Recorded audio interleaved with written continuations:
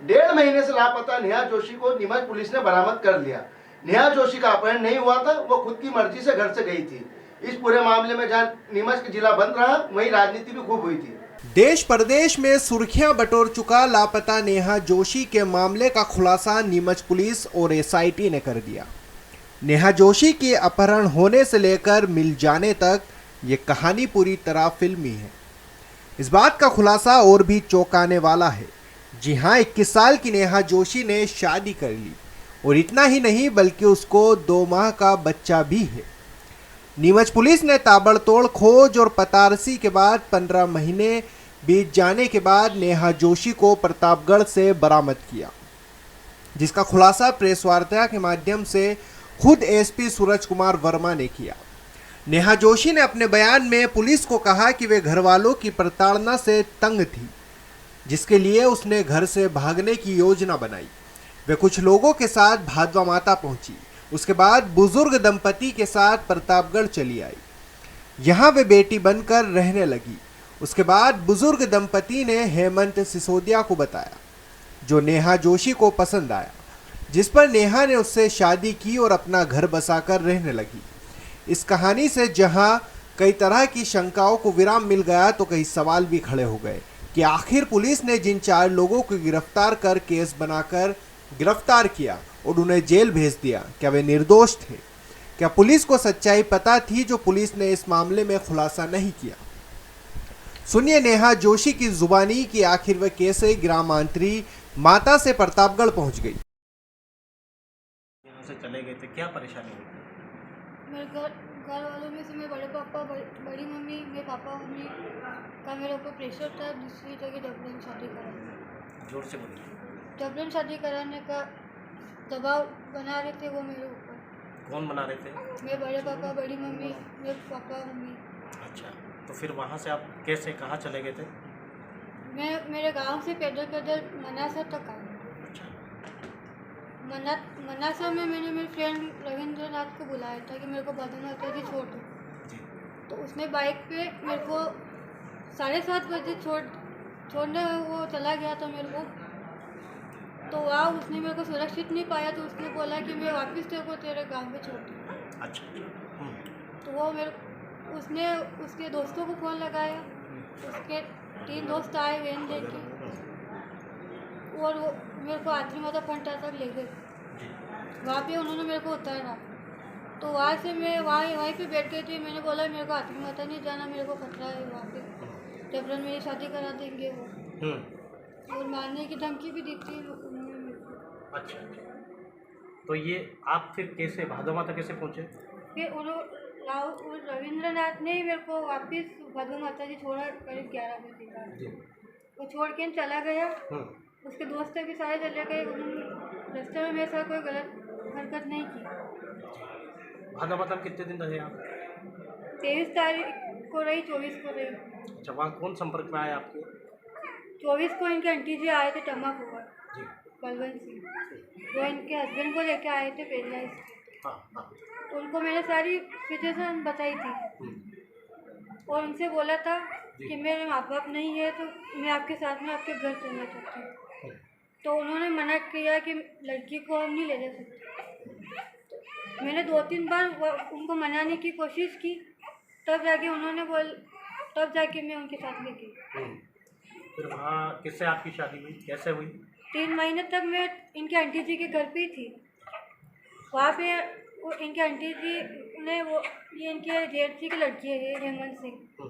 तो इनका नेचर मैंने देखा, पूरे परिवार का नेचर देखा, ठीक लगा मेरे को। तो मैंने डिसीजन लिया इनकी शादी करने का। 22 मार्च को 2021 को हमने कोर्ट शादी कर ली थी और 8 अप्रैल को रीति रिवाज से पूरे गाँव में की। और इनके परिवार वालों ने भी मेरे को एक्सेप्ट कर लिया है, गांव वालों ने भी कर लिया है। इनके परिवार में इनके यहाँ पे मेरे को कोई दिक्कत नहीं है और मैं इनके साथ में रहना चाहती हूँ। अभी खुश है आप? जी हाँ। सर इन्होंने एड्रेस नहीं बताया कहाँ के रहने वाले। तो फिर आपने कैसे शादी कर ली इनसे? सर ये 3 महीने से वहीं थी हमारे वो आंटी जी के पास। तो ये आंटी जी के संपर्क में कैसा है, क्या वो? ये भादवा माता थी, मेरे अंकल पैरालाइज थे, वो भादवा माता थे, वो 9 दिन से वहाँ रहे। तो 2 दिन उनके साथ में ही रही। वहाँ पे ये उनके साथ में आ गई वहाँ पर। कौन है अंकल? कौन कौन बलवंत सिंह जी वहाँ पर भादवा माता में कौन कौन थे परिवार के आपके?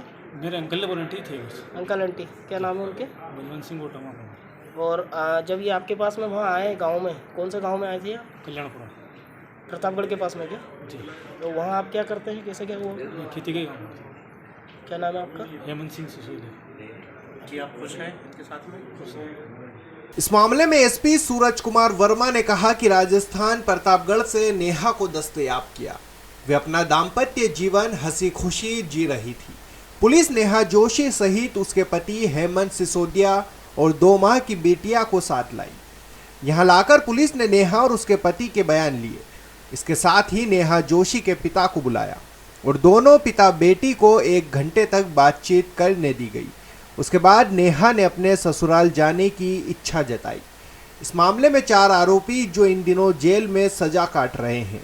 इस मामले में पुलिस ने कहा कि न्यायालय में ये मामला पेश किया जाएगा और इस प्रकरण को बंद किया जाएगा। नेहा जोशी जो लगभग 1.25 साल पहले गुम हुई थी, उसको हम लोगों ने प्रतापगढ़ में से दस्तयाब किया है। वहाँ वो एक नए परिवार में विधिवत शादी कर सुखी रह रही थी, सुरक्षित थी और वहाँ से टीम लेकर आई। उनके साथ 1 स्टॉप सेंटर में उनको रखा गया, उनको काउंसलिंग करके फिर उनसे बातचीत की गई। बातचीत में उन्होंने बताया कि अपने पुराने परिवार में वो सुखी नहीं थी, वहाँ काफ़ी कड़ाई से रखा जाता था और अन्य जो भी पारिवारिक कारण थे जिनका विश्लेषण उचित नहीं होगा, उस कारण से वो घर छोड़कर गई थी। घर छोड़ने के बाद फिर भादवा माता 1-2 दिन रुकी थी, फिर एक वहाँ पर उनको फैमिली मिली थी, उनके साथ चली गई थी। आगे जाकर फिर उन्होंने वहाँ अपना नया दाम्पत्य जीवन शुरू किया। आज उनके 2 महीने की बिटिया भी है और सुरक्षित है और सुखी हैं। देखिए, वो इन्वेस्टिगेशन में कई तरह के टेक्निक्स होते हैं, सभी का खुलासा नहीं किया जा सकता। बहरहाल हम लोगों ने हर प्रयास किए थे, उसमें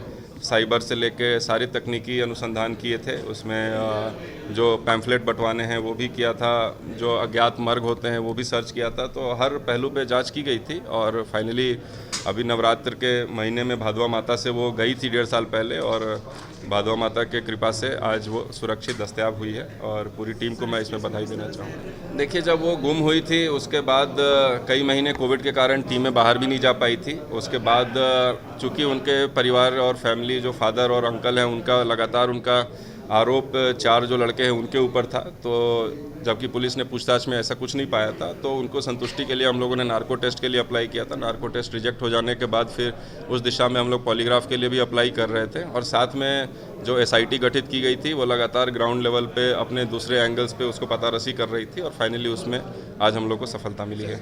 तो इन्वेस्टिगेशन में अभी तक जो भी फैक्ट्स आए थे और जो नए फैक्ट्स आए हैं उसको हम लोग तत्काल कल न्यायालय खुलते ही उसको हम लोग पेश करेंगे और न्यायालय उसमें जो भी आगे डिसीजन लेगा उनके फेवर अगेंस्ट और उनके जो भी हमारे लिए मान्य होगा। सर, किस समाज में लड़की ने शादी करी थी? ये इन्होंने राजपूत समाज में शादी की है। इनके हस्बैंड का नाम हेमंत सिसोदिया है और अभी वहाँ पर वो जॉइंट फैमिली में अच्छे से रह रही हैं और उनको कोई तरह की परेशानी नहीं है।